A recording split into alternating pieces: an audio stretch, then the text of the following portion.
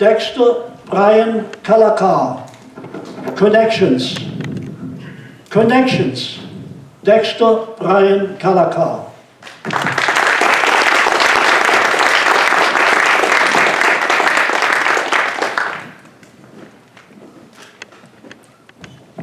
Every December, my family traditionally has a Christmas gathering.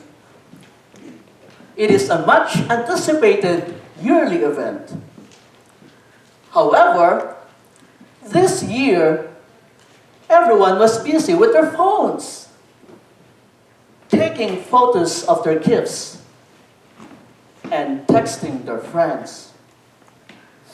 Finally, my grandma said, "Can you put all your gadgets down and savor the moment while we are here?"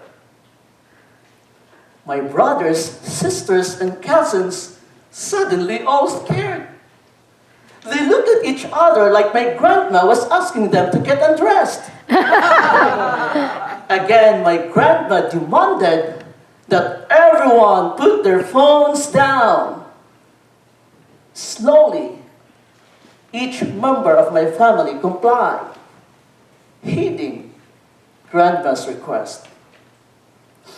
Moments later, when we started catching up each other's lives, we shared stories and laughed together for hours.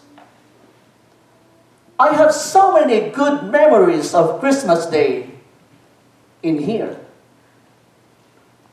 Not here. Mr. Toastmaster, distinguished guests, and fellow cell phone users, it's undeniably fascinating how far technological advancements have brought innovations to our personal lives. It is also undeniably fascinating how that same technology is also interfering with our relationships, affecting our own personal image. Technology can be good if we use it correctly. Growing up in the Philippines, I used to help my mom with the laundry.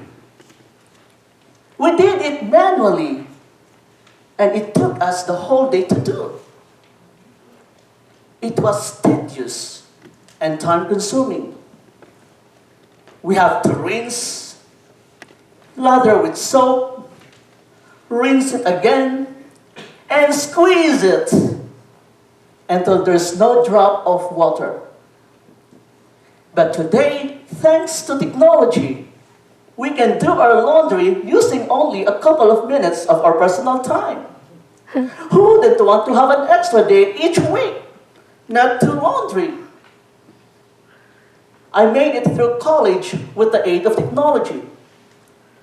School assignments and research papers were complied with the help of computers.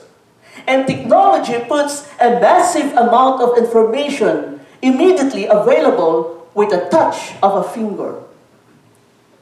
With just a matter of click, you can access invaluable resources to Google, Facebook, a good platform to promote our business, and a good way of searching those people we have lost touch with them many years ago, and connecting our loved ones distant from each other. But sometimes it would disconnect people sitting next to each other.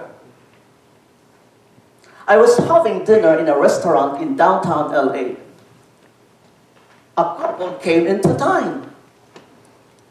I noticed how, for almost 1 hour, they did not speak to each other. Instead, they were both busy with their phones, texting who knows who. The question is, are we depending on them too much? Tools that were once meant to help us may now be the main barometer for one's self-esteem. We share to get likes more than to disseminate information. It can seem like something did not happen if we did not post about it? Instead of creating memories here, with the person next to us, we are more concerned about how many people like our post here. Have you ever noticed how every little life frustrations have to be mentioned in the social media? And sometimes we follow or copy a famous person does, like saying what the Kardashians are wearing. These kinds of thoughts can breed insecurities in us. People can think they do not belong just because they are different or not as like. We forget that we all have an innate desire to belong as humans, but it should not be at the expense of our uniqueness and individuality. Last 2016, when I was driving home coming from downtown LA, my car was hit by another car that left my car with a severe damage. I was safe, but I freaked out since it's my first time and I don't know what to do. But thankfully, I have my phone with me. I spoke to my brother and he guided me what to do. I didn't ask my phone, what should I do? Hey Google, I just had an accident. What should I do? I used my phone to contact a living, breathing person to help get through the incident. My friends, ladies and gentlemen, technology is good if we use them as a supplement to our needs, but not dictate on how we live. Because what matters most is to make real human connections every day in our lives. Wow, that was pretty good. I need to post that right away.